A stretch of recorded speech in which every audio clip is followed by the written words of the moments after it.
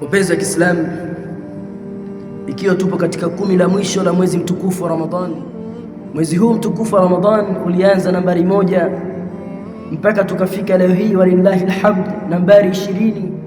Tuweza tukasema kwa baadhi ya watu wanafurahi kwa kuwa mwezi wa Ramadhani unamaliza,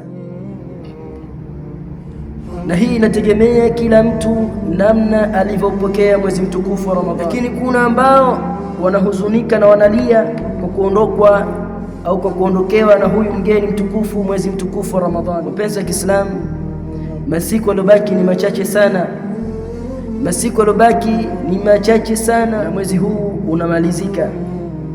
Na sisi tuliingia hali ya kuwa tuna furaha, lakini leo mwezi huu unaondoka na sisi tunabubujikwa na machozi. Lakini cha kujiuliza ni kwamba ni kipi ambacho tumekifanya katika mwezi huu mtukufu wa Ramadhani. Kila mtu akae na nafsi yake aiulize ni kipi ambacho kakifanya, ni kipi ambacho kakitanguliza katika makumi haya mawili ambayo yametangulia.